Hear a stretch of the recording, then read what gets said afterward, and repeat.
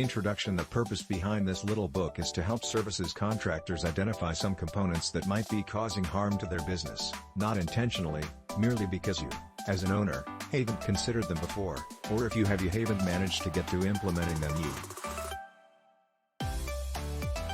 By services contractors I am meaning those involved as HVAC/mechanical contractors, electrical contractors, which includes specialist components thereof such as communications, fire alarms, security systems, etc.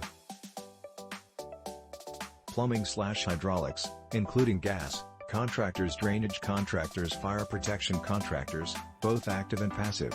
Generally, this information is aimed at small to medium-sized businesses that have a yearly revenue of up to $15,000 USD.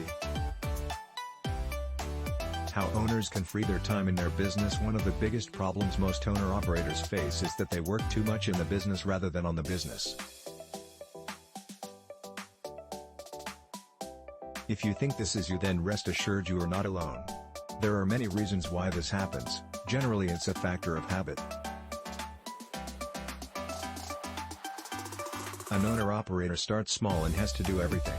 As time goes on and the business grows, the owner just sees that they have to just do more of the same. But what actually happens here is that the owner caps out the growth of the business because there are only so many hours in a day, so many days in a week, etc. Efficiency becomes second place to the need to hold on to everything because that's what an owner gets used to.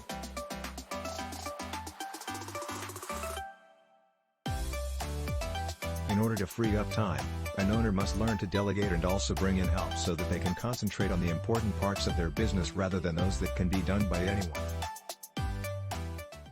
Examples of delegating or outsourcing could include: 1. Using a specialist freelance estimator to quote jobs. 2. Getting a bookkeeper to do the books. 3. Hiring an SEO specialist to ensure you're getting good local leads via Google Business Profile. 4.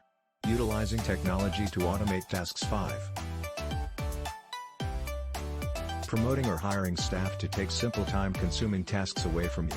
You will start to see the picture here, and there may be many more depending on how your business is set up. The main objective is to reduce the amount of time you don't have to do work on low-paid tasks, and transfer You become the creator of your own future when you give yourself the time to step back and work on your business and let others take care of the ticking parts that make it all work. Freeing up your time doesn't necessarily mean you get lazy and take so much off that you achieve the opposite, by allowing your business to fall apart without checks and balances in place, merely to free your time so you can become more efficient in building a strong brand that will ultimately grow. Exercise 1. Write down a list of everything that you do daily, weekly, monthly, yearly in your business and then rate it in a separate column as to whether you totally need to do it or whether you could take some time to train someone else to do it or pay someone else to do it. Objections. Some of you at this point might be saying that's all well and good, but I don't have the funds to pay someone to do some of the tasks for me. Here is my answer to this: if this is the case, your business isn't performing very well.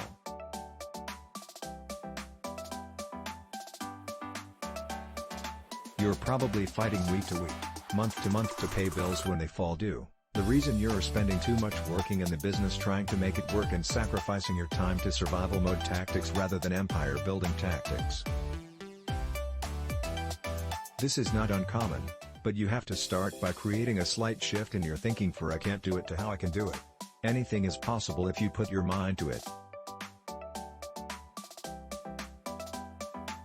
If outsourcing really bothers you and is 100% a no-no, then start by outsourcing internally or ask friends/family to help in return for some future benefit when you steer the ship around. Think about as many ways you can to make it work so you can get out of the cycle of desperation and step into being a powerhouse CEO of your own future. I guarantee you, if you think hard enough, you will look back on the day and laugh about your objection. You will see it for what it is, a limiting belief currently holding you back from your dream outcome or having a thriving business that enables you to live the life you want on your terms. It's totally possible. How to ethically increase profits. Whatever the reason you started your business, an important, critical part is that it needs to make money in order to survive. Making a profit is the business equivalent of oxygen. Without it, the entity will slowly die. There are two items in accounting term you need to be aware if you are not already: gross profit and net profit. Gross profit is calculated by taking total revenue minus the cost of goods sold and then dividing the difference by total revenue to obtain a percentage.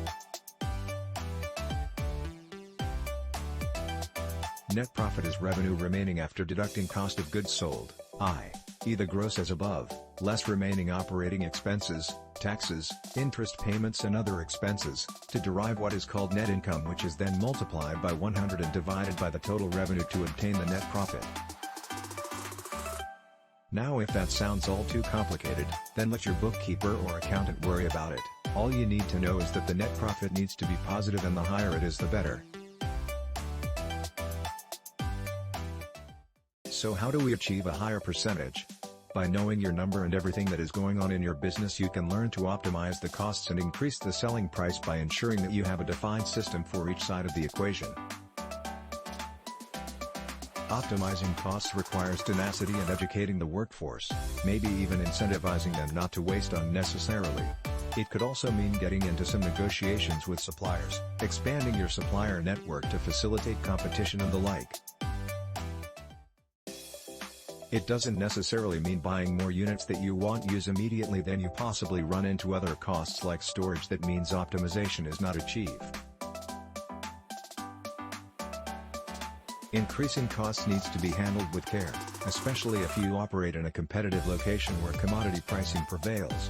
But as a strategy, it can be done by utilizing amended messaging that your competitors are not.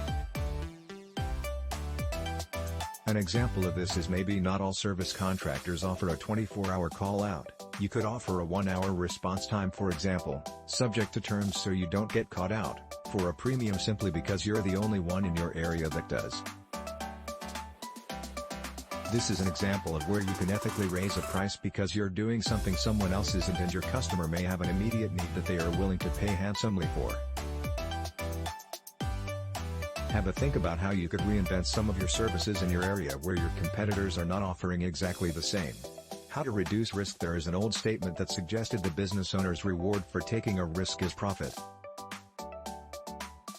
Whilst I'm not going to suggest this is wrong, in today's environment, we need to be super aware of what risks are prevalent in our business/industry and whether we are happy to continue to be responsible for them or to take an alternative approach.